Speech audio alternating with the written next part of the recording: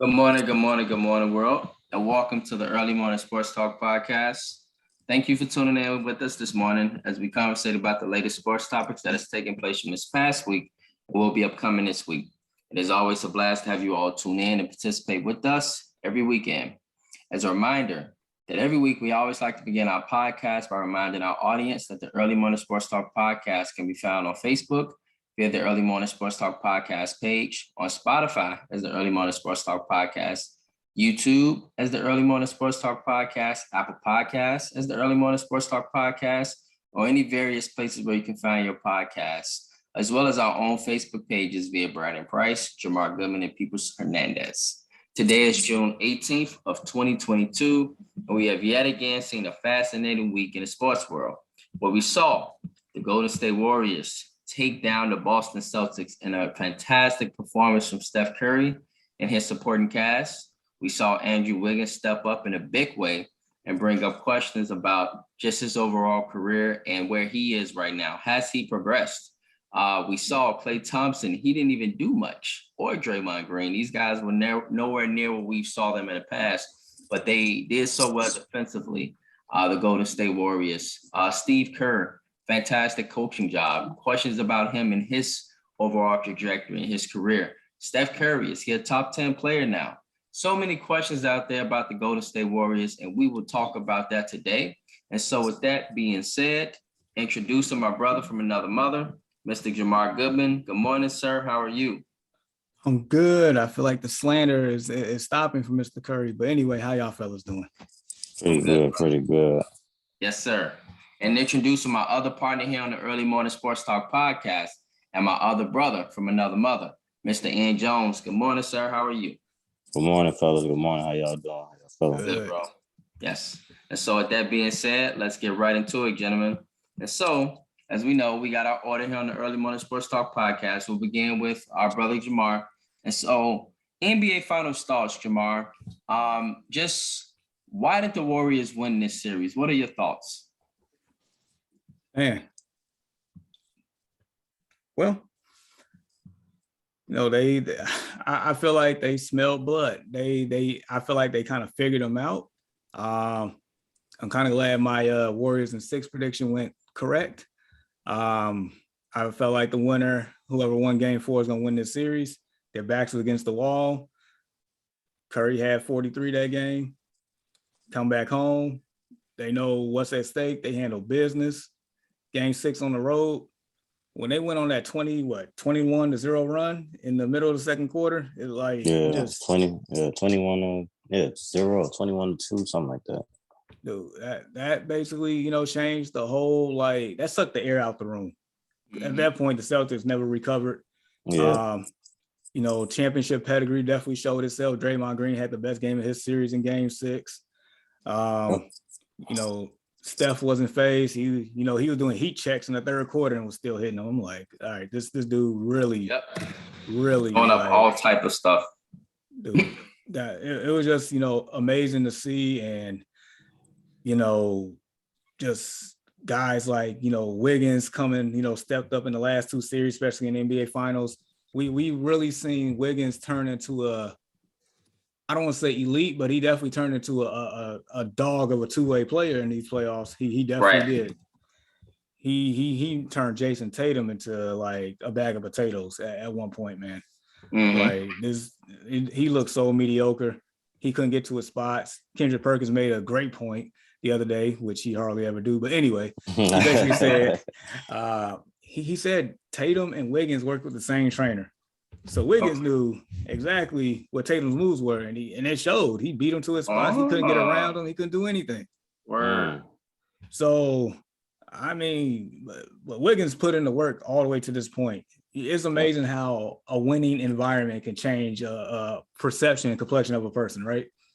Yeah. For me, I know I was writing Wiggins off when he was in Minnesota. I'm like, darn near a bust because you ain't live up to the hype. You ain't getting no all-star appearances this year.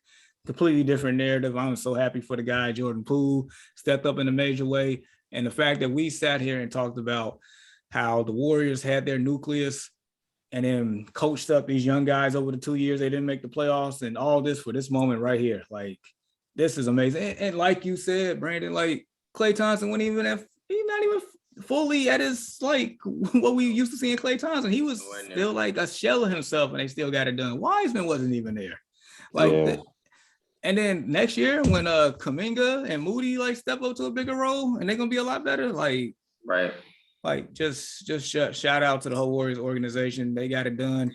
And then lastly, I'm gonna say this, Brandon. You might be right as far as Jaylen Brown, like, because he's the dog on that team. He's the one that didn't phase at all. He's the only one that was really consistent games 1 through game 6 in that series for the Celtics. And for the fact that Tatum only had 13 points in the closeout game, it's not a good look. And it's crazy how the narrative over the playoffs, like each round we was building him up. Like, is he a top 10 player in the league today? And then all of a sudden the narrative is like, pump the brakes. We give him the superstar like label too soon. Like, that's crazy how instant, these debates and I guess topics can be with narratives with certain guys. So nevertheless, shout out to the Warriors for getting it done. That was probably their most impressive championship by far, the most meaningful by far, in my opinion. Mm-hmm. Yep. And what's up, bro? Great series. I thought they'll be playing tomorrow.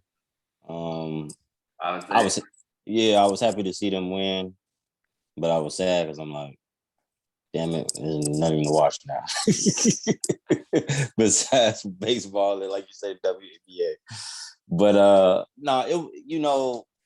they immatured. The Boston Celtics, the immaturity show, in pivotal moments, and you can see it in the last game 6. They fought back. Like Jamar said, I knew the game was pretty much over when they went on that run from 21-0 run. 20, yeah. I think the whole run was like 52-20 something. Because I think they were down 2 to 14 or something. Yeah, they were smacked at the beginning. Yeah. Yeah. So I knew at halftime, like, I think this game pretty much over. But they did fight back. They fought back. Yeah, they kept getting it down to 8, 9, and they just start turning the ball over. Like, you can't do that against a great team. They giving you chances to get back in the game. I think even Golden State missed like 10 threes in a row. And, Boston go down, turn the ball over 2-3 possessions in a row. And playing one-on-one ball. And then I think Andrew Wiggins hit a corner 3. I was like, yeah, that's the game. They're not going to get back in it. So, their championship pedigree just showed, man. Like Jamar said, it was good seeing them win. Guys like Andrew Wiggins, Klay Thompson. He's been dealing with these injuries for the last 2.5 years. That's pretty tough. Steph kind of put them on his back this series, but the others, they showed up in this last game. Like you said, they smelled blood. Draymond had a Draymond Green game. They needed that from him. Klay hit some timely shots. Andrew Wiggins, he went to another level. I heard Tracy McGrady even say compared him to like a younger Iguodala with probably just a better scorer. He did say Iguodala's a better passer. But he was just saying, he's basically they new Iguodala. I was like, yeah, you can say that. He athletic, play both sides of the ball. Mm-hmm. He just fits with them perfect. And I mean, it helped him in a major way. He made Jason Tatum look like he was basically soft. I feel like Jason Tatum need to get back in the weight room, in my opinion. I also heard Shannon Sharp say Jaylen Brown, he got butterfingers. And you know what? I never really paid attention to it until game 6. I'm like, man, the ball dude just keeps slipping out his hands. I'm like, what is wrong with him? But he played with amazing heart. He kind of kept them going, kept them in the game, him and Al Horford. They kind of kept them afloat, but they just couldn't get over the hump. And their immaturity showed. And they got out coached too. They got out coached. I think during those runs, maybe maybe Boston is close. He should have like called timeout a couple times. Yeah, exactly. That's a good point because when Boston went on a run, Steve Kerr ain't wasting no time. Yeah, you can't. This the Warriors. This ain't Miami. It's not even Brooklyn. It's not none of them guys, man. They got championship pedigree. And you definitely can't let them just go on a run and just let them keep going and keep going. No, not them. Nah. This is facts, bro. Man. I think at times he kind of got out coached, but they had a great season, man. In the beginning, of January, we was talking about the blowing that team up. They turned it around and they got hot, and they made it all the way to the finals. So they had an amazing season. But championship pedigree, man. That experience it matters. It matters, and we seen it. We seen it these last 3 games. We seen it. We definitely seen it. So good season to Boston, but shout out to the Warriors, man. They earned it. They deserved it. Yeah, guys, I got a lot to say, and y'all can chime in. Man, shout out to the Golden State Warriors. They franchise, guys, remind me of an old San Antonio franchise. It reminds me of an old Chicago Bulls franchise, Patriots. Like, these guys win. And one thing that's the biggest standout for me, y'all, and I'm trying to say some things outside of what y'all was saying, is the Warriors development system. They are one of the top teams. And then I would say the top team. I wouldn't say one. They are the best team in the NBA when it comes to developing that talent. Andrew Wiggins, we could argue, y'all, was a better basketball player after he came to Golden State. He wasn't as good in Minnesota. No disrespect to Minnesota in that development system, but it just seems like he took y'all the next step when he got to Golden State. Some can argue that him playing with the best backcourt of all time makes it easier. So therefore, with all the attention for Steph Curry and Klay Thompson, it's just like one-on-one rec ball with Andrew Wiggins, because all he got to do is basically just, kind of get you where he want to get you. And that's true. That's true. But at the same time, he did step up in big moments. One thing I saw consistently from Andrew Wiggins this entire series, y'all, is he was the most consistent player outside of Steph Curry. Yeah. And so if you got literally two of the most consistent players in the series on one team, it's a good chance that your team is going to win that series. And Steph Curry and Andrew Wiggins, I think for most people, up to a certain point of the game, people were battling like, is Andrew Wiggins, could he steal an MVP from Steph Curry? That's just how legit and how good he played this entire series. He was point on, spot on, clutch. Defensively, he made Jason Tatum look like a person I've been telling y'all who really, in my opinion, is he's so up and down. It's ridiculous with Jason Tatum. That's why I can't put him as a top 10 player. I really can't. Because in, certain moments, my biggest issue with Jason Tatum, y'all, is his shot selection.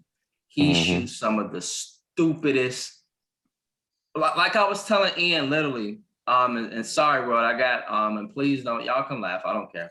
I got put in Facebook jail, okay? And I got put in Facebook jail for screaming Game 5 live. And while me and Ian was watching, one of the things I told Ian is when Jason Tatum hits his shots, Jamar, it looks good, it looks great. Yeah. When he misses, it looks like, what the hell was that? Like, that was the stupidest shot on earth. And so, that was key. Jason Tatum goes down. He played hero ball a lot. That is so true. While Golden State, everybody's touching the rock. Everybody's touching the rock. Boston, all right, let's go one-on-one. It's getting a little tight. Let me hold the ball. I wonder, y'all, and what do y'all think? Do y'all think that LeBron talked to Jason Tatum prior to this finals? Because a lot of what I saw in him reminded me of LeBron. Like when he gets in the tight situations, as y'all know, LeBron gets the ball, he holds it. Everybody move. I'm going to do this. I either pass the ball or I'm going to go and I'm going to attack and score. Now, Jason Tatum ain't LeBron. No way near. But at the same time, I saw a very similar mindset that states, Golden State's so good. We got to do what we got to do sometimes to slow them down. And so in order to slow them down, I might hold the ball, pass the ball, etc. And so for a lot of moments, you know, when Golden State went on those runs, it seemed like Jason Tatum was trying to do something, I think, to slow them down. And maybe that's why you kind of got that hero ball thing. It was kind of similar at times with Jaylen Brown, but I think that was out of frustration. Jaylen Brown, like, hey, you shooting a dumb shot, man. Give me the damn ball. I'm going to go shoot a dumb shot too. And before, and so before you know it, basically we got two of the superstars trying to slow down the Warriors, and they both shooting dumb shots. And Golden State's like, all right, it's time to feast. And so do y'all think that that was part of maybe Jason Tatum's mindset, why he was probably trying to go one-on-one a lot? I don't know if he talked to LeBron. Knowing him, he probably texted Kobe, and Kobe and his inner voice probably told him to do that. I don't know, but I mean, you could definitely tell at times where his mindset just like changed. It's like just like his play is not consistent at all. Like the beginning of the game, in Game 6, I mean, he was hitting shots that made sense. He was taking shots that made sense. Then I feel like when the Warriors got him off his comfort zone, like AKA Andrew Wiggins is just like trying to force the issue, trying to play hero ball, and you know, it fizzled quick, very quick. Yeah. I think he played good in the finals. Don't get me wrong, but I think when they really needed him, and I believe in every fourth quarter he played like crap. That's true. I think, like you guys saying, in the fourth quarter when they got down, it was okay. Everybody get out the way. Let me play one-on-one ball, pick and roll. But not only him, Jason Tatum did it. I watched Jaylen Brown do it. I even watched Marcus Smart do it. Yeah, all three of them, all three of them did it. The whole series, they all did it. One-on-one, pick and roll. This is a championship pedigree team, or any team they will play in the championship. It's not the Eastern Conference Finals. It's not the semifinals. It's not the first round. It's not the regular season. You can't continuously do the same thing over and over and think you're gonna win. You got to switch it up. You gotta play to your strengths. You gotta play to the other team's weaknesses. You gotta see what works. You can't continuously do the same thing over and over. It's not gonna get you over the hump. And eventually we seen them not get over the hump. Right. And the thing is, and like, even like I love the fact you bring up the matchups, but the thing is it really doesn't matter about the point of the playoffs. It's the team. So if you play Golden State in the first round, right, bro, like it's about the matchups. It's about, the intangibles, okay, what can we do to slow Golden State down, and what can we do, to be at our best? And so one thing is me and Jamar, this is what we do with matchups. Sometimes people get stubborn. They say, hey, I'm going to do, Jamar, what got me here, rather than doing what you need to do to beat that opponent. So fast. Mm-hmm. It's a difference. You can kind of tell with Ime Udoka, he like, damn it, we gonna do what got us here. And it's a vast difference between doing what got you here than actually doing what could possibly beat Golden State in a 7-game series. Facts. Because like Steve Kerr in, I believe, Game 4, he did what he had to do. He benched Draymond Green in the fourth quarter. Exactly. He did what he had to do. He put in Looney. Yep. And that's just winning when you, and that's like, checking your ego at the door. When you realize you have to do something for the better of the team, when you realize something isn't working, and if I change something that, this might change the outcome of the game, then do what you got to do. And even Draymond Green was like, no, Steve Kerr didn't talk to me about it, nor he had to. It's just more so like, as long as we win, do what needs to be done. Mm-hmm. And that's part of that Warriors culture that's just so awesome. There's selflessness. There's no selfish like person at all. They buy into the team, just like the Spurs did, like you talked about with that nucleus. Like they buy in. So yeah, like they do what they had to do. I guess Boston did not.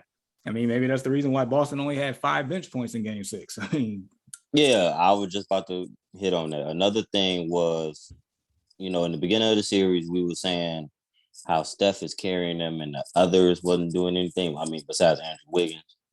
And Right. then these last 3 games, we've seen that turn. And these others for Boston, they've been non-existent. That is facts. They couldn't hit a shot. Nobody came and gave no. I mean, they couldn't do anything. Yep. They were just non-existent. They were just standing like they a deer in headlights. Everybody off the bench. Yep, for real. And that is facts, fellas. The bench. The bench, the bench, the bench. Man, they didn't do nothing. And I don't know, guys, if that facilitates the hero ball, because I don't know if y'all, I feel like Boston's at their best when everybody touches the ball. Yeah, Yes. they hard to beat. They hard to beat when They're hard to everybody's beat. getting involved. Yep. I'm like, look at it. Like Derek White, for example, in game one, this dude was like doing everything and was not missing a shot, and they ended up sneaking one on the road. The last 3 games, this dude been non-existent. He wasn't touching the ball though. Like Deer in headlights. Yep.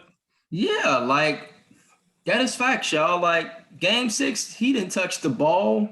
Grant Williams ain't even play really. Dude, this whole series, Grant Williams been no show. Like We against seen him. Miami, He hit killing. what 7, 8, 9 threes in a game. Right. Yeah. To close out what, the Milwaukee? Yep.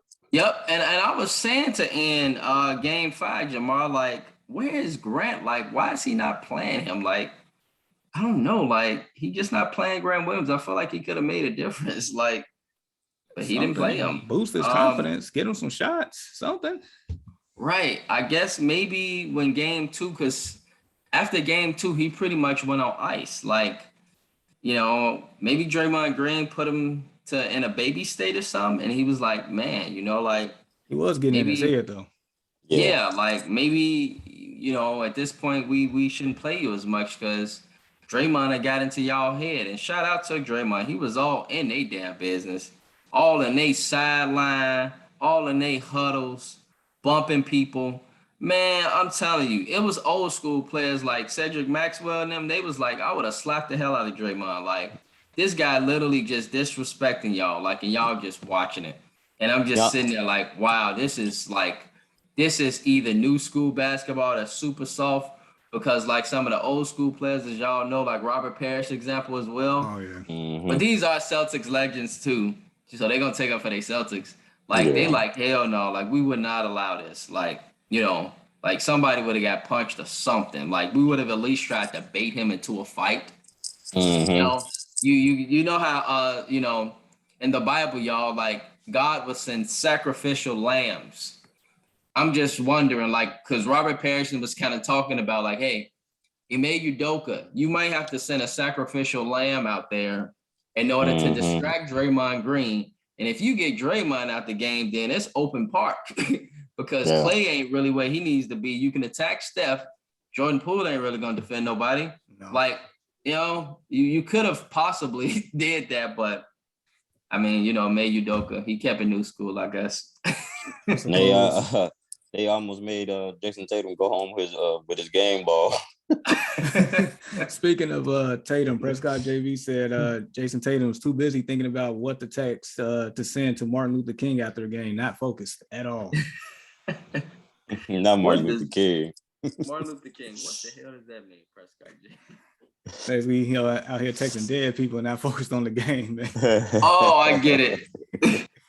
Because there was one out there about Kobe too, right? Like, I think somebody posted it on a page, right? Like, basically him texting Kobe or something. I seen like 2 or 3 of them. It was one. Right. I know they got the 20. They had the 24 on their jersey, but I don't think it was for Kobe. It was one. He was like, "Take my damn patch off." Right. And then the other one, I think, with Jason Tatum had the armband on. I don't think he wore it in the finals, though. I think it was in the Eastern Conference Finals. Say, take my damn armband off. Dude, that was hilarious. And then one, it was like Tatum said, "I got you," and it ended up being Westbrook, not Kobe. Don't mention Russ. I was like, oh man. Oh. Yeah, man. This was, I mean, ruthless. No, I mean, the way he played, bro, was like, man, I thought Yeah, about it too, because yeah, legitimately, like my wife said it, y'all. She was watching. She like, I wonder what Kobe would think about this. Because those like fourth quarters Jason was Tatum, terrible. Bro, right? Like bro, I this think supposed to be his idol. dude, I think Kobe would have walked out like he did that one time when the Lakers was playing. It was looking trash. Him and his Oh family got yeah, up and walked out. Kobe legitimately just left in the middle of the game. Yeah, Wow. those fourth quarters, they were unacceptable. So he he'll be all right. You know, all the great ones go through these moments. We seen it with Michael Jordan. We seen it with Kobe himself. We seen it with LeBron. We seen it with all of them. So I, KD, I'm, we I'm just hoping like, he turns out like one of those and not like Westbrook or Harden, yeah, for sure. which, them two haven't been back since. Exactly. Yeah, That was my point, bro. It's hard to get back. yeah, it is. And you know what? I was discussing this with somebody about them the other day. You know, to be honest, I really don't see them getting back. You know, I mean, it's possible they'll be there in the thick of things, but you got, we don't know what we're gonna get out of Brooklyn if Kyrie gonna play the whole year. But they'll be back healthy. Even Chicago will be back healthy. Milwaukee will be back healthy. That's the one right there. Because Yeah, had they Middleton not get pissed. hurt, I feel like Yeah, Middleton and the Bucks yeah, would probably been in the finals instead of Exactly. Boston. yeah. A That's lot the of one people right agree. there. Yeah. Great We point. don't know what Miami's gonna do. They might Right. make a bold move and jump and try to get Embiid or Or Donovan Mitchell or somebody. Yeah, Philly. So it's gonna be tough. I don't know if they could get back, but I think they'll keep this core together because they got to the finals. But I think if they didn't get to the finals, I think one of them would be out. One of those big three would be out. Marcus Smart, Jaylen Brown, or Jason. Well, Jason Tatum not going, so it's gonna either be Jaylen Brown or Marcus Smart. Right. And I don't know if you take away Jaylen Brown, you better get something really good for him.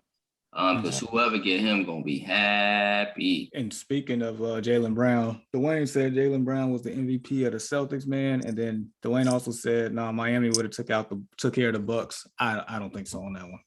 No, I don't think so either. No. I think them not having that closer hurt them a lot. Somebody said yesterday to me though, y'all. I mean, it was a girl, she a Jimmy Butler fan. She was just like, yeah, it was so funny.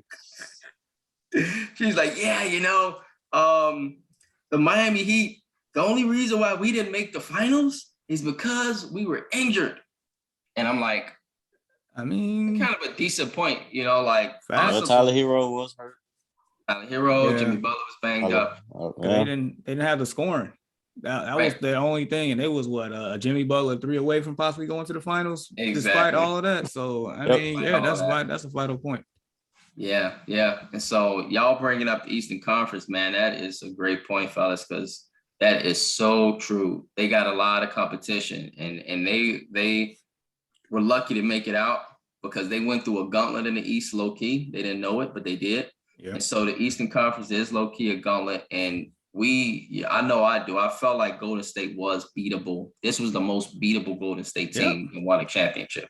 This was the most beatable team, which now brings us up to Steve Kerr, fellas, and just Steph Curry in general. Steph Curry, as we see, he had one of the all-time finals, fellas. And so with his trajectory and what he's done in his finals, with that finals MVP, although I don't think at all he needed it, does this put Steph Curry in y'all top 10 NBA players of all time? And if so, what do y'all think? I'm gonna pull up a list. All right, I'm gonna pull up a list, and I'm gonna just basically, you putting us on the spot. That's all right. Let me just, we watch sports so much, man. We kind of know this, and so let's just see what y'all think. And so we can kind of go from here. Y'all know these faces. So Jamar, Does Steph Curry fit in there? And what's your rankings right there? By the way, that's Wilt right there at the end. Tim Duncan, he in my top 10. I'm letting y'all know right now. Jeez. So if you had to rank a top 10, Jamar, what would you do, bro? Wow, the whole top 10. Yes, sir. I'm not even ready for this. I'm not. Okay. I see how it is. All right, so we got LeBron, Mike, Kareem, Magic, Shaq. There's Curry, Russell, Kobe, Bird, Chamberlain. Tim Duncan's over there somewhere. There he is. All right, Oscar Rob. Everybody else is obsolete in this conversation. Right. Yeah, not these folks. So we know who the GOAT is. Yep, that doesn't need to be said. And then, right. And then I guess you can put LBJ 2 right there. And then outside of that, I guess Kareem is third. Then it gets interesting. Magic right there. You put Magic at 4. I think so. Interesting. That's dope. I mean, he got what, 5 rings? Been to the finals, what, 7, 8 times? Showtime Lakers? I think he went 9. Probably. It probably wasn't 8. I think he went 9. Because the Bulls, the Sixers, they lost to, right? Back in the early 80s. I think so. Played the Celtics 3 times. But they beat them twice and lost to them once. Right. I think they lost to the Celtics and then they lost to the Pistons. Did they lose to them twice or once? No, once. Because the Pistons beat Portland one year too. Okay. Yeah. So yeah, you're right. 9 times, brother. Great math. Thanks. So that's 4. You got Magic as your 4. I think people going crazy right now. They're like, where's Kobe? I know that one. That's a whole can of worms right there. I really don't want to get into. Really, you don't have Kobe in your top 5? No. Top 5? I haven't really put much thought into this, so I'm doing this on the fly. Okay. I guess you can put Kobe 5, Bird 6. Okay.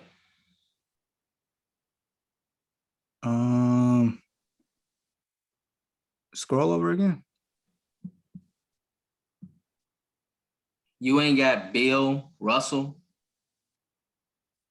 Hey man, according to JJ Redick, he went against some plumbers and stuff. Yeah, I mean, all due respect, I even heard Gilbert Arenas talk about this. We didn't see those guys play, so anybody from 85 and back, it's kind of tough hard to keep holding. Not saying that they wasn't great. Wasn't great, but that's what he was saying. Yeah, it's hard. Y'all.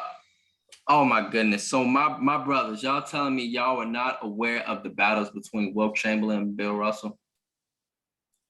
Y'all know they used to go we're not saying that, but it's hard because we wasn't born around that time. And you know what?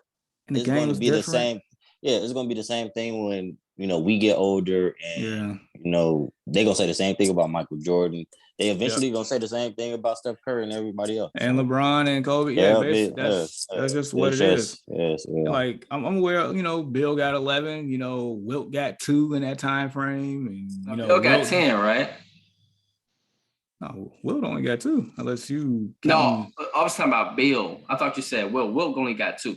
Yeah. Bill got 11. Bill got 11. Okay. I mean, so you got 6, bro, but you got to give us 4 more. I guess, I don't know, Duncan. 7, okay. Big O, Curry. Big Oscar, Curry. And I guess Bill Russell. There you go. Okay. Gotcha. That's Jamar's top 10, y'all. And so just as an FYI, Jordan, Ron. 3 is let me go back to the pictures. Jordan, Ron, Kareem, Magic. Number 5, we got Steph, right? I think you got Steph in your top 5. No, you got Kobe as number 5. Me? Yeah, you got Kobe as number 5. Yeah. Number 6, you got Larry. Yep. Number 7, 7, you got Tim. Tim. 8, you got Big O. Yep. 9, Steph. Yep. And 10, Russell. Bill. Yep. Okay. Yep. I'm putting that out there. All right, fellas. So Jamar's top 10. And I'm gonna give y'all's mine. Then we gonna but Ian, we got you next, bro. So get your homework ready. I think I got my first 5. I mean, Ian had time while I was, in the pressure cooker here. Yeah. Right. we put Jamar into the pressure cooker because Jamar is the guru, man. That boy knows stuff. And so he figured it out though. And so my top 5 won't be hard. Your top 5, you finna take us for a whirlwind right here? My top 5 is kind of probably pretty easy, in my opinion. All right, give me a quick second, bro. Dude, go ahead. Dude, in the meantime, Prescott JB said Jerry West played against shoe shiners, tap dancers, and the children of slave owners. Dwayne said, man, Bill Russell picture look like he eats cotton. Y'all wilding this morning. Yeah. All right, y'all. We got Jamar's top 10 out there, fellas. All right. And we ready for you, bro. Okay, so you want this to be in order? Yeah. If you could go from your number 1 to your number 10, Okay. that makes it easier. Okay, so obviously one is Mike. This is the only thing. It's a toss up between 2 and 3. My top 3 is Mike, Kobe, and Bron. So got Kobe as number 2. Yeah, one of them is 2 and 3. What? Why Kobe over Bron, bro? I'll put one Kobe's is Mike. Killer. 1 is Mike. 2 is Bron. 3 is Kobe. 4, go back to the other slide.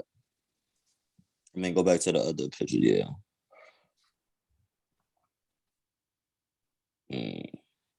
Okay, yeah.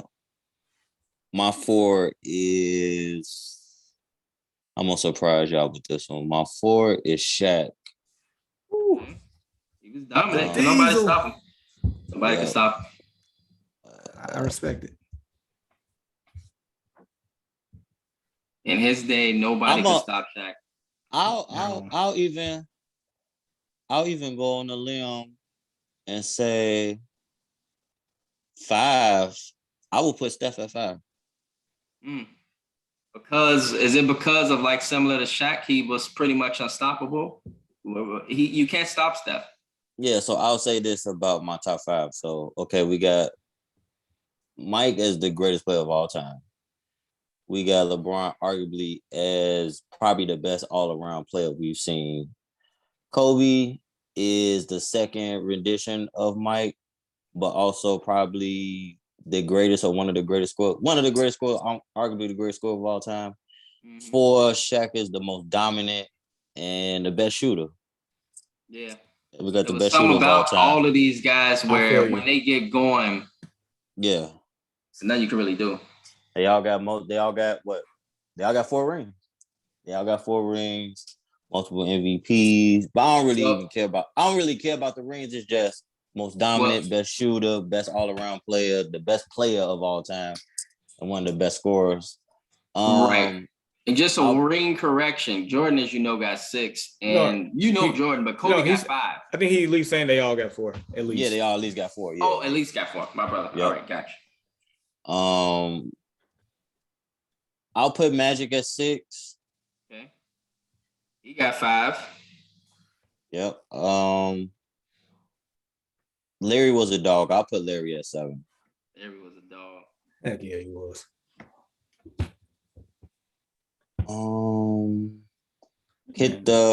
Go over to the other one. Let me see. And Ian catching might catch a little heat in these comments, man. I'm catching some heat. Little bit. I don't think them other. Who would I leave off at? The 7 with Larry Bird. Yep. Yeah. So I got what 3 more. I'll put Bill up there. Bill got 11. You got to put him up there. Okay. Then I'll put Kareem. Okay. Then Wilt at 9. Well, Kareem is already at 9, so you got Wilt at 10. Oh, I got yeah. So Wilt at 10 then. Okay. Who was 8?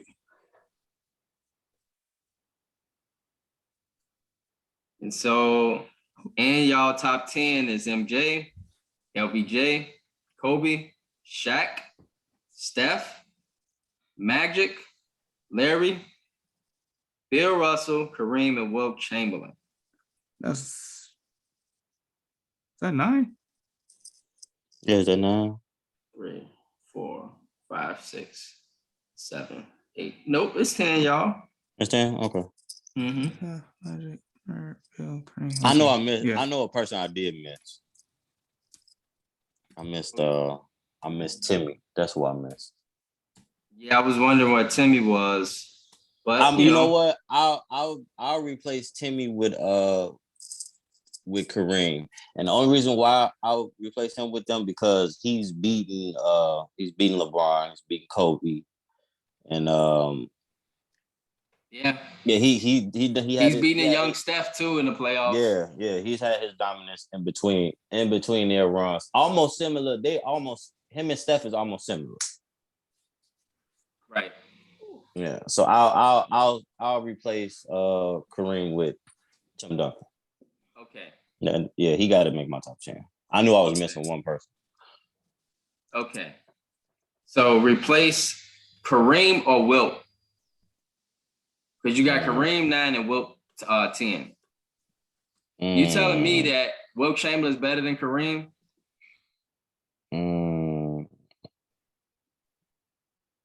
No disrespect to Wilt. He was cold. I'll take Wilt out the top 10. Put Tim Duncan now. Okay, replace Timmy with Wilt at 10. Yep. Okay. All right, bro.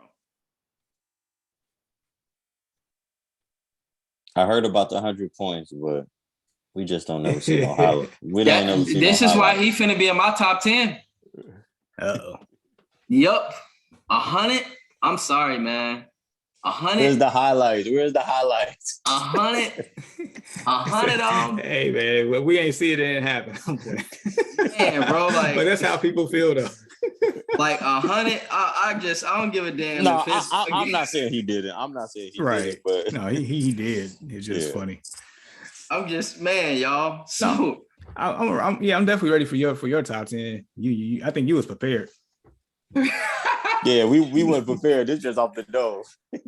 Not really, fellas. I just saw it yesterday, and I'm like, man, let me just bring it up randomly to the guys. Probably got a sheet of paper ready. No, I don't. He had it written down last night, bro. Yeah, got scratch out marks and everything. And so, yeah, first and foremost, y'all, I wonder what y'all think. Like, who is y'all top 10? And so, like, as example, y'all, we see Prescott JB only gave us his top 5. Shaq on PEDs. LeBron James. Wait, Prescott JB. So you telling me you got Shaq as your greatest player of all time? On steroids, though. Okay. MJ number 3. Oh, Carmelo after mentioning Honey Nut Cheerios and a healthy Derrick Rose. What? Yeah. Okay. JB, y'all, he giving comedy. All right. So for me, y'all, number 1 is MJ. 6 championships, 6 finals appearances. I believe we all know, y'all, if MJ literally stayed in the league, the Bulls probably would have won at least 7 or 8. No disrespect to the Houston Rockets and Robin Horry, Sam Cassell, Kenny, Kareem. Hakeem. all those legends down in H-Town. But we know in Chicago that if the Bulls is healthy, and they had their squad, I don't know if Houston would have beat the Bulls. Would have been a nice matchup, though. Would have been a hell of a matchup. That would have been a great matchup. That would have been a great matchup. But number one, MJ. Two, LeBron, his entire body work. Y'all like, come on, man. Like this dude, like, finals 10 times in this era, hard as hell. 4-6, that's a scratch on his legacy. Can't put him up there above MJ. He lost to the Mavericks in 2011. That was one that, no disrespect to Sean, but they should have won that championship. I don't even care if it was their first. They had no business losing that one. They should have won that one. And I know that was gonna hunt him when he talked one day and late in when it's all over. We get a chance to listen to LeBron talk. He talks about it all the time. Oh, he do? Yeah, he does. Yeah, he talks about that loss all the time. I bet, man. I bet. I know that one hurt bad, losing to them 2011 Mavericks. Man, his whole career, like if he had 5, like people would be like, yeah, he the greatest. He a billionaire too. And so I got LBJ just for all he's done for the game, y'all. 3, for me, I got Kareem. And the reason why I got Kareem, have y'all looked at Kareem's stats? Have y'all looked at what this man has done over his career? How many NBA Finals appearances he's had? How many championships he's won? Kareem, y'all, before MJ, I think me and Ian know this, and a few of the sports fans, before MJ, people viewed who as the greatest player of all time? Kareem. Yeah. It was Kareem. And so Jordan took that title from Kareem. And so, due to that, I got to put Kareem in my top 3. He was something to watch, man, for real. The dude, he hits you with that shake, that long hook, unstoppable, couldn't stop it. 4, I got Kobe. It's Mamba mentality, man. What Kobe done for the game, 5 rings, all the finals appearances. The dude was just, amazing. How he went out was the most memorable ever. That was awesome. Yeah, it was amazing to see, like, how he went out, bro. Like, I've never seen nobody go out like that. He literally on one leg just murdering the Jazz. And put them out the playoffs at the same time. Wow. The 80, it was 81 or 82, y'all, from Kobe. 81. Yeah, 81. Yep. 81. That's hard, y'all. That's hard for him. That's hard. And Kobe, did that, like 81.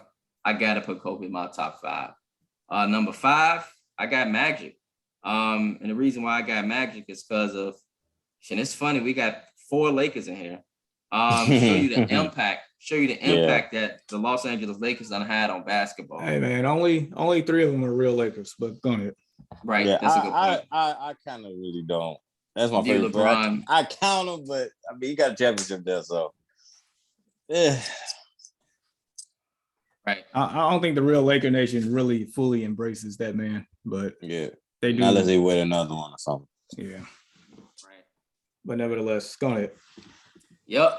And so Magic, man, all Magic has done for the game, y'all. Like, yeah, this dude, man, just amazing. All those finals appearances. Y'all remember, if it was basketball fans, his rookie year, man, this dude went to center in his first NBA Finals. And they won at NBA Finals 2 over the Sixers. Up against Moses Malone, who was another great all-time player.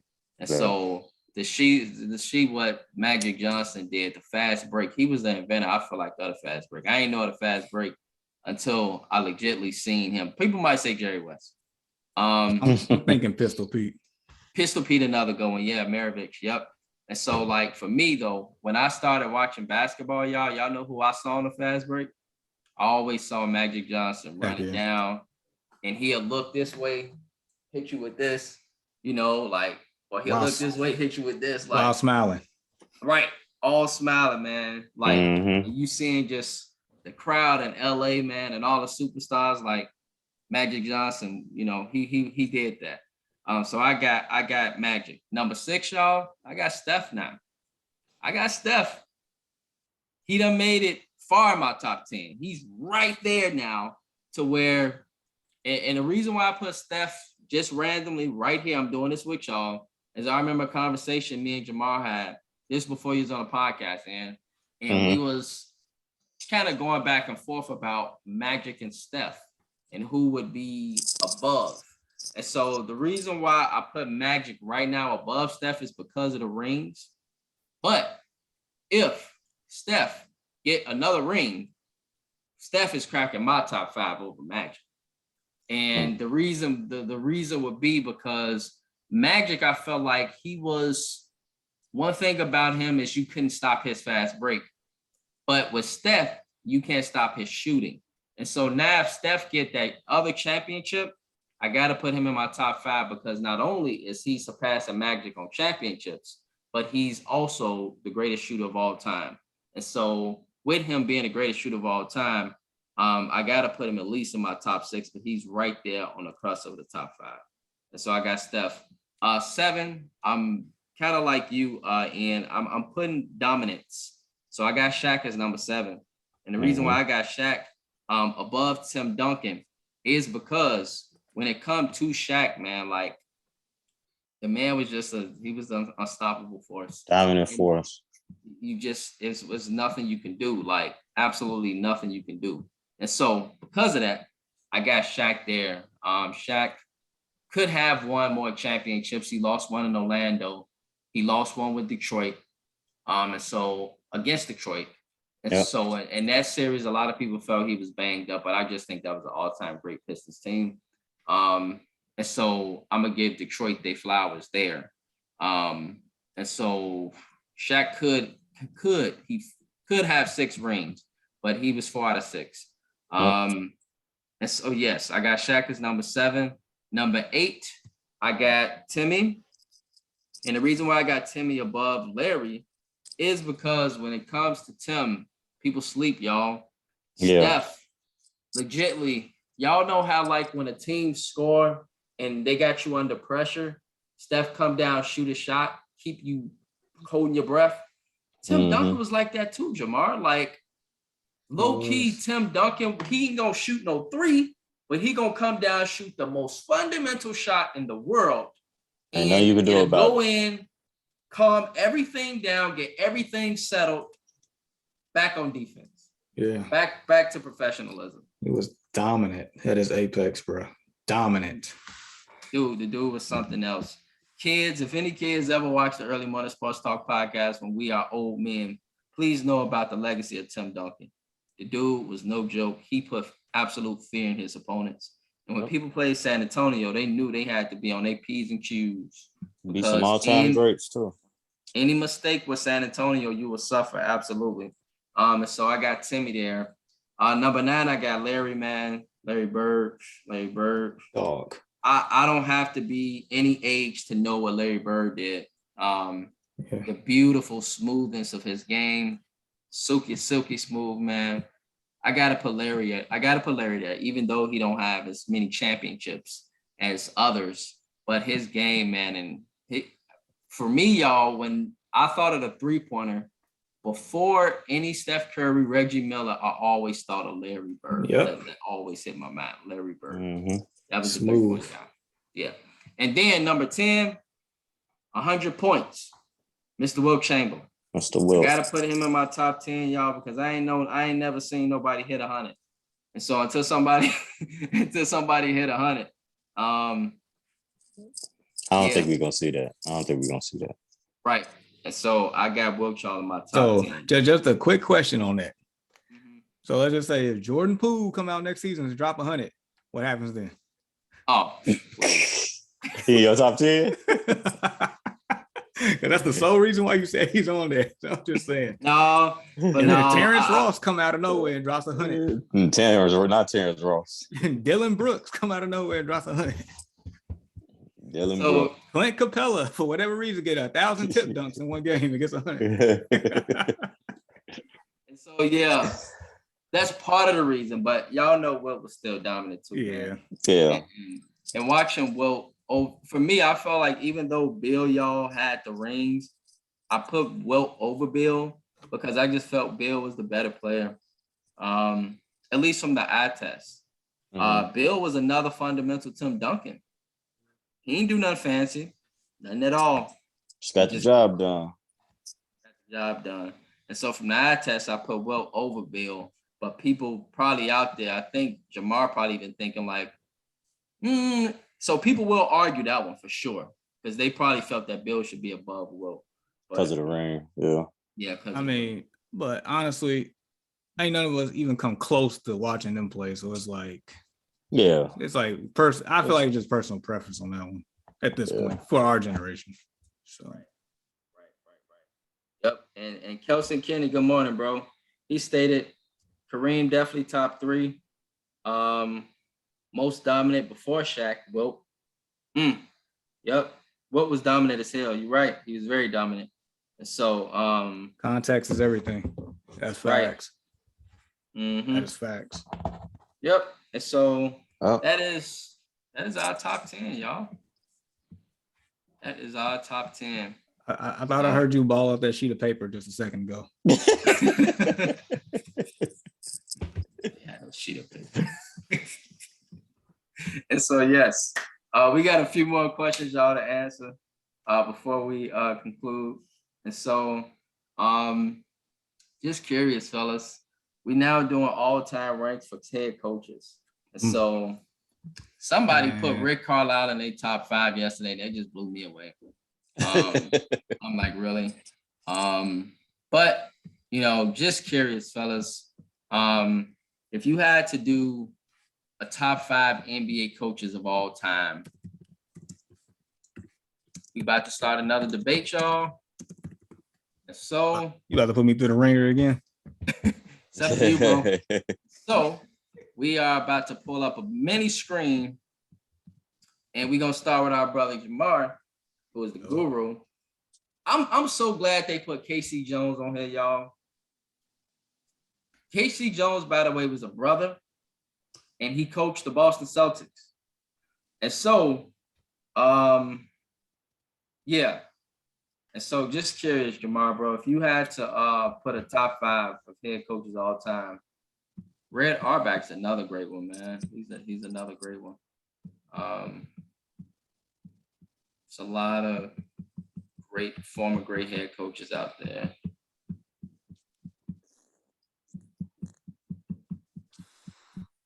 Boy, oh boy.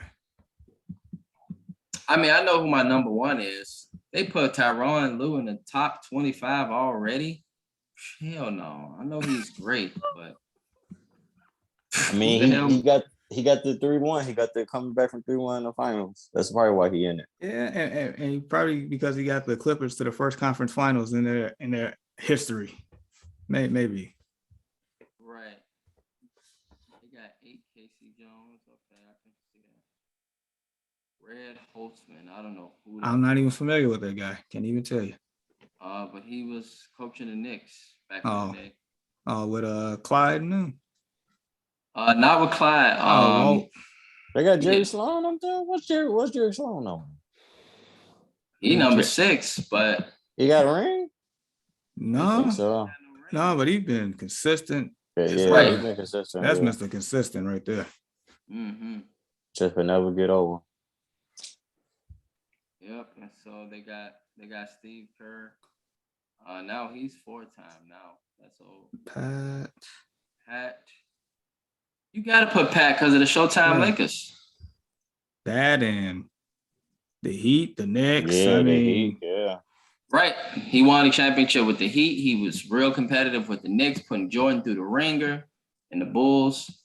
He just couldn't figure the Bulls out. But that is facts, bro. They used to go at it every year. I mean, their top 5 right here, it would probably align with mine, except for I'm probably sure I'll switch 3 and 2.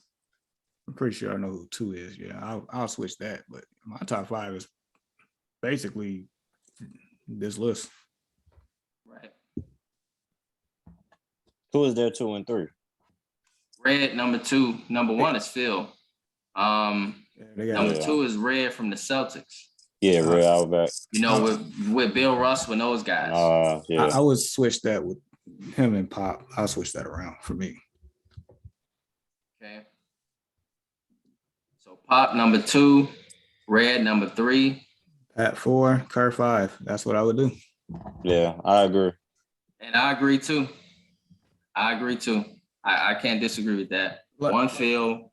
Go ahead. Let me say something about Kerr, because like there's the Kerr and Mark Jackson thing. Like, look, I get it. I get it, especially when it first happened. Mark Jackson built the team. We all like agree for the most part that felt like Mark Jackson was dead dirty when he got fired. Should have let him finish what he started. So yeah, 2015, I completely agree. When they had Barnes and Bogut and David Lee and David West and those guys, I agree. 2017, 2018 with the Kevin Durant, yeah, I'm about 50-50 on that. This past one? No. That is 100% Kerr and Bob Myers, because that is a whole different team, whole different like Same style of big play, three nucleus, just but yeah, just coaching up these younger guys. Like, you gotta give Kerr his credit, man. I mean, he had two of the top 2 coaches of all time. That's who he learned from. So it's like, Right. he takes bits and pieces from both of them, and I see it. Yeah. So give him his credit, man. Like, Kerr is absolutely great at what he's doing as a head coach. Just give him his flowers. Like, seriously, like Mark Jackson, I get it, but that narrative got to end too. Yeah. I know Mark's still be on the side like, I created that team. And I get it. You did, and we acknowledge you for that. Right. But I mean, this is like 7-8 years later. Like, this is different. yeah, but Right. I don't to be I don't think Mark Jackson feels away. I think he generally I happy think for he's the- gotten over it too, maybe. Yeah, Yeah. I think he's happy for those guys. But yeah, like you say, yeah, Steve Kerr got to get his flowers. They big 3 been hurt with the last. All of them been hurt at different points in the last 2.5 years. Steph was hurt for a whole year. Clay was out for 2.5. Then Dre got hurt this year. That's what makes it so special. Yeah, and then I mean, even when they had Durant got hurt in the finals. They've been on a roller coaster ride, but they got back here with different young players coming off the bench with that same nucleus: Kerr, Draymond, and Clay and stuff. And that's what actually makes this one so special, because all 3 of their core was hurt this year. Like, Clay didn't come back till like late December, and then Draymond had the back injury, and then Steph had the ankle injury. He came off the bench in the first round. It's like they went through adversity just like anybody else and got it done. Yep. And I know, the sports books technically might have had them favored, but they felt like underdogs in that series against the Celtics. Celtics had better matchups. Celtics had the advantage, and they blew it. That's why this one feels different. Right. Yes, absolutely. Agreed. Fellas, just quick question. Y'all, and by the way, we just gave y'all our top 5 head coaches of all time. Number 1, y'all, we feel is Mr. Phil Jackson. Number 2, no disrespect to Red Auerbach and what he done with those great Celtics teams, but Greg, just a more better competition, we would say. So we got to put Greg above Red Auerbach in that case, but we will respect his championships. And so due to that, with him being a 9-time NBA champion, we put him at number 3 ahead of Pat Riley, who led those great Showtime Lakers, had a lot of success with those guys, and won a championship later on in his career with the Heat. And then y'all remember those Bulls Knicks? Pat Riley was behind that. He was behind those great Knicks teams that was on the cusp every year. And so Pat Riley is number 4. And then number 5, we got to put Steve Kerr in the dynasty that they got going right now at Golden State. And so those are our top 5 head coaches. But I got a question, fellas, really quickly. Do y'all think that the Warriors win if Klay Thompson don't come back? No. No, I don't. So in other words, even with him breaking out there, just his presence alone, you got to respect it. Correct. You got to, because he even had small moments. I mean, had spotty moments here and there that was so impactful, just like in game 4 when he hit that 3 to put him up and then Steph put him away. Right. Yeah, he had timely shots for sure. Yeah. Mm-hmm. We might not have seen game 6 Klay, but he hit very timely shots. I mean, think of it like this. If Klay wasn't on the court and they had Moody in there, do you think they'll defend? I'm pretty sure they'll defend the Golden State Warriors a lot differently. Oh, Yeah. absolutely. So there you go.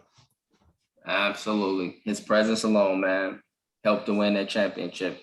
That's what makes it beautiful, and that's what makes it special. So yes, man, fantastic, fellas. Um, those are our top 5 head coaches of all time, and we give special kudos to the Golden State Warriors. Just last year, y'all, before we you know, go quickly to a little bit of baseball. Just curious, fellas, if you're the Boston Celtics, where do you go from here? So Jamar, if you Boston, man, where y'all going from here? At this point, get back in the weight room. Jason Tatum, go figure it out, man. You're gonna have to go figure it out. Jaylen Brown, I'm pretty much happy with you. You sticking around for sure. Al Horford, I don't care how old you is, you have to come back because you was probably the second most consistent player for that team. Mhm. Marcus Smart, I mean, I don't really have too much beef with him. I mean, he just had costly turnovers at times. I basically just develop and just get better. That's all. They don't really need to do too much. I mean, they're right there in the thick of things. That's a good point. Develop. I think a lot of people don't. They take that lightly. I feel like Jamar, like the Warriors don't though.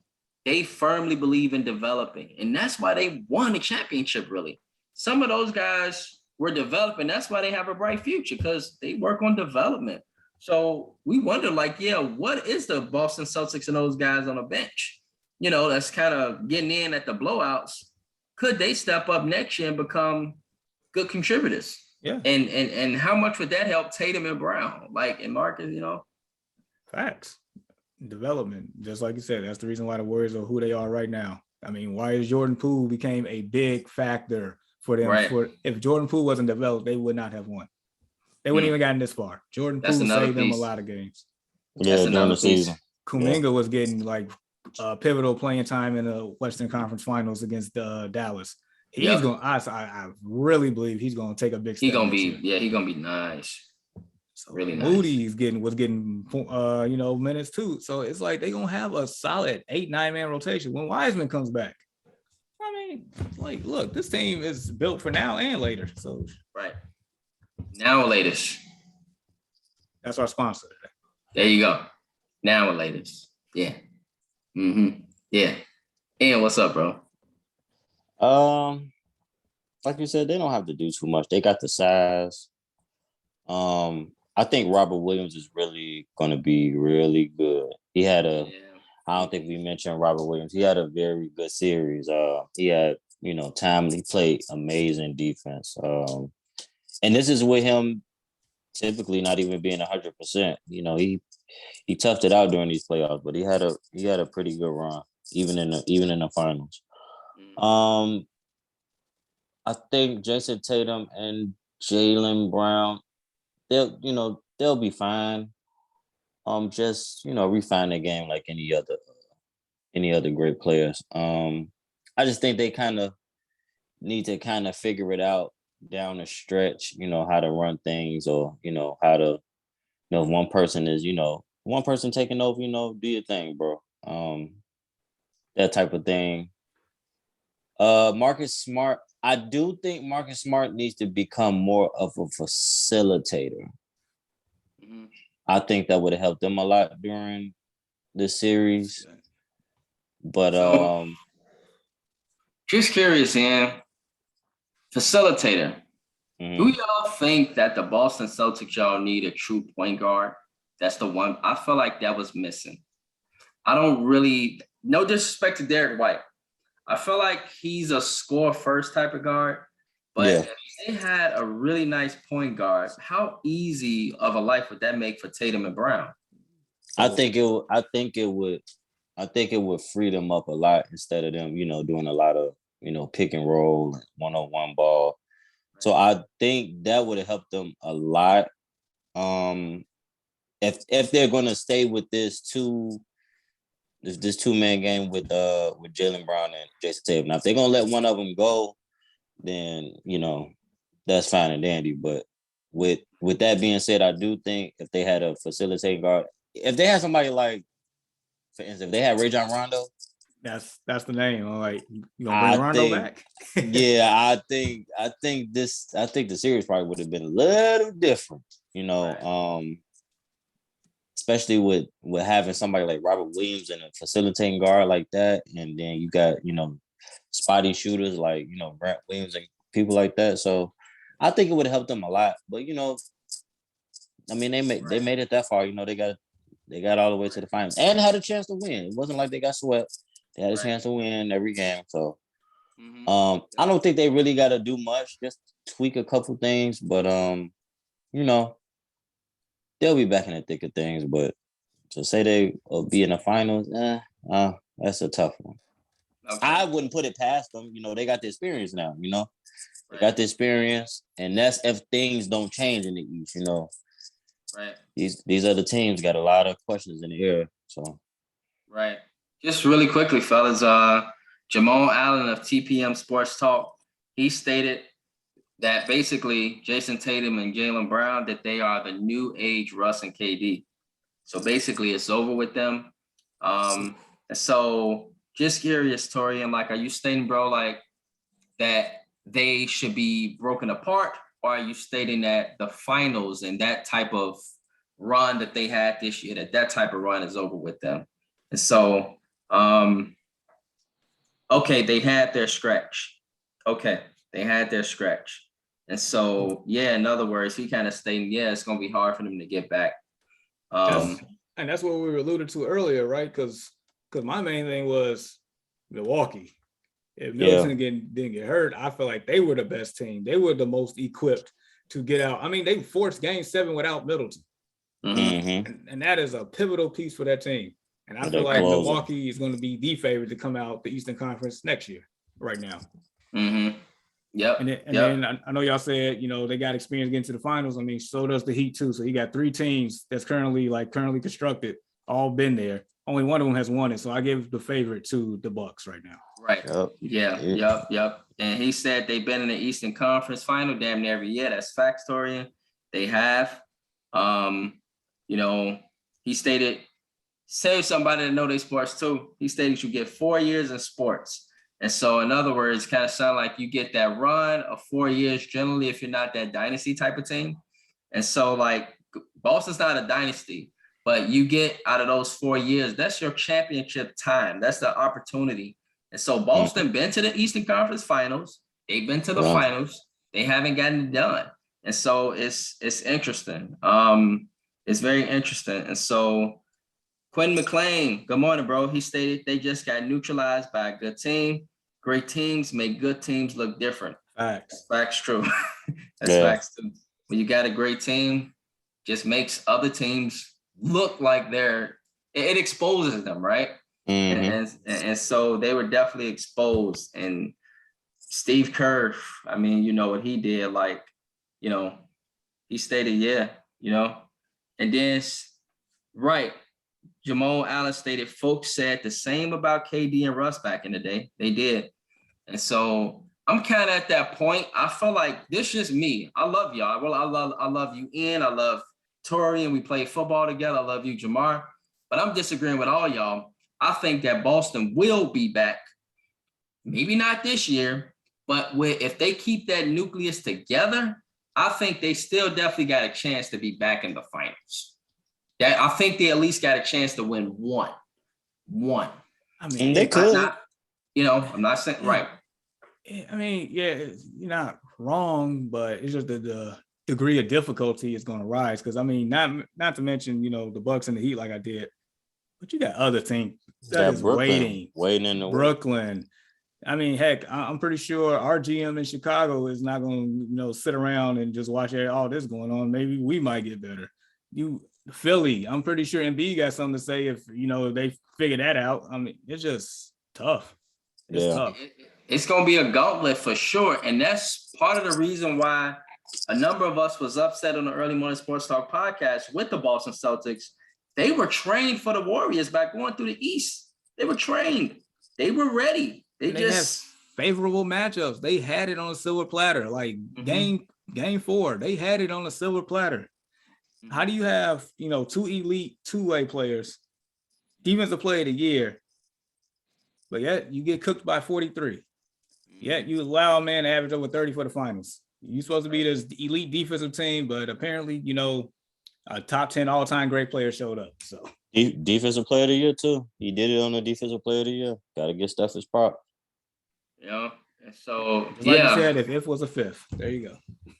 Right. Yep. If was a fifth. Yeah, that's an old school term, y'all. That's right. So yeah. Boston had it. This was the best chance, which makes many believe that this was Golden State's best championship because they did indeed beat a worthy opponent that had matchups like Jamar stated, that went through a gauntlet of the Eastern Conference, just a lot of bad decision making, and stated out-coached by Steve Kerr. Steph Curry, he cried at the end because he knew like I damn near won this championship. And Andrew Wiggins of all people was a superhero. And he stepped up and we saw greatness from him. Shout out to the Warriors development system. They developed Andrew Wiggins into something we never saw in Minnesota. Jordan Poole developed from the Golden State Warriors. This what makes him dangerous, y'all. The guys that are sitting in the back seat, Kumingas and Moody's.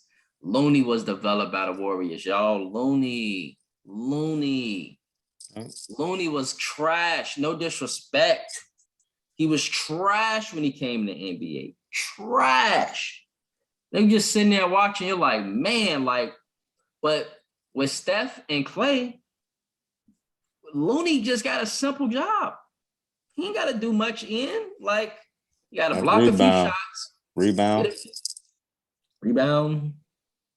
Yep. He took one of those games personally. He had 22 boards that one game, right? He did his role. That's why I mentioned earlier. They just selflessness. There's no egos. They do their part. They play their role. They look out for each other. They play team ball. This is like the 2014 San Antonio Spurs. That's what it felt like. With the greatest shooter of all time. Yep. Well-oiled machine. It's still not playing at their apex. They haven't all year.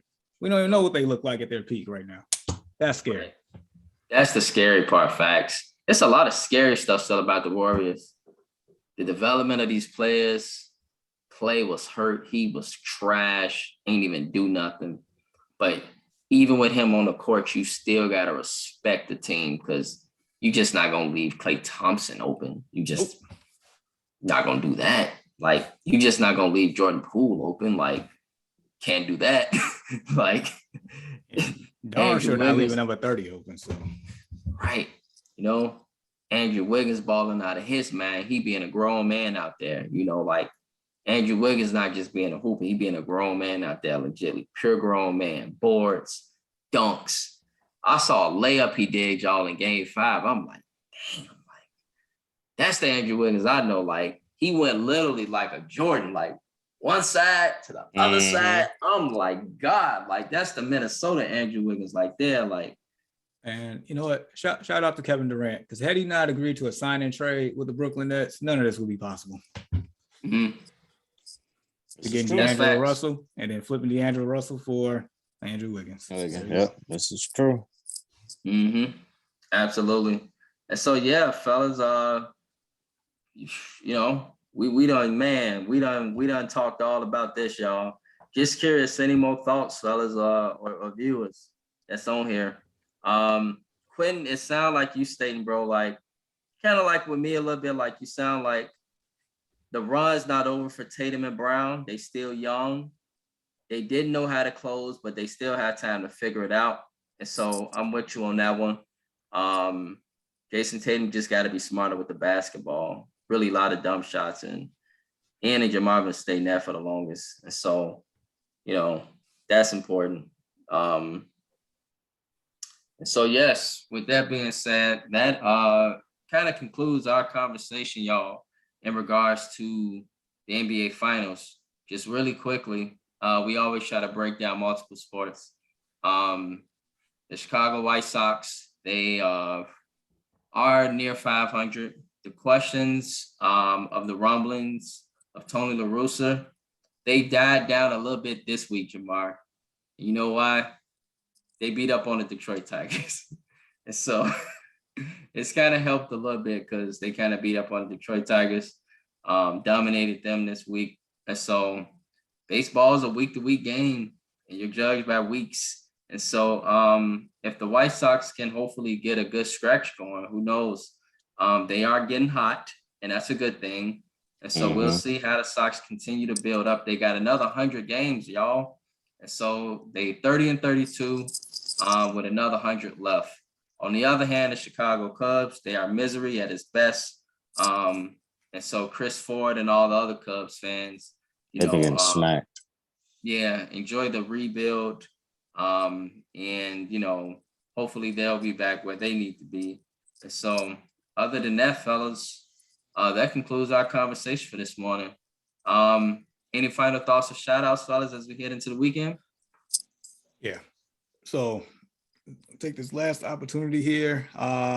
This is all about Steph Curry. I know we gave him our flowers, but it's just more so that this one right here, even though a lot of us probably felt like he didn't need this one, more so the finals MVP, but this kills all the slander. Like just stop it. This man is, I guess, across media, top 10, all time at this point, and is almost basically universally recognized. I mean, 8-time All-Star, 8-time All-NBA, 2-time MVP, only unanimous MVP, finals MVP, greatest shooter of all time, more than all-time leader in three-pointers, yada yada yada. Give the man his flowers. 34 years old, 4 rings. Looks like at least 1 or 2 more in sight, possibly. Just stop the hate. Give the man his flowers. Let it go. Yes, sir. Yep. Yeah. Ian, any final thoughts, bro, as we head into the weekend? 2, like pretty much what Jamar said. Just shout out to Steph, man. Top 10 great, man. We watching it before our eyes. Just hope we enjoy it. Because it won't be playing forever. So just hope everybody enjoyed, and happy Father's Day to everybody out there. Yes, sir. Indeed. Yep. Happy Father's Day, everyone. Definitely, indeed. And shout out to the Warriors. I look forward, y'all, to watching him and LeBron go at it, because I know they both want that number 5. And so I know they ain't talking about it, but I know this in their head, like, I want to get number 5 before you. And Steph, like, I want to get number 5 before you. And so watching that, I'm looking forward to that. Just, on the Early Morning Sports Talk podcast, fellas, we cover all sports. And so although the NBA is over, we definitely advocate for the women. And so keep in mind that the WNBA is fully intact. And we are all Chicago Sky fans. They won 106-100 last night. Great game. Kalia Copper showed out. And, right now the Sky, they got the second best record, I think, or the third best record in the league. And so they kind of getting their stuff together. FYI, this chick Messerman, y'all, this center for the Sky, Cole. This is her first year with the Sky. She just came out of, she was traded from the Mystics. And then they got this other girl, Gardner, from overseas. She like a Kawhi almost. Like, she nice with it. And then you got Kalia Copper, you got Candy Parker, and Quigley and Vandersloot. And so, Dana Evans, bro. Dana Evans, Jamar. She is stepping up. Gary, Indiana's own. She is nice. I never really got a chance to see her play in. The girl can hoop. And so, watching her develop, she's just right there waiting on Courtney Vandersloot to go ahead and hit that retire button. And I hope we can keep Dana down the road. You know what I'm saying? If we keep her, then we're going to stay competitive for a long time.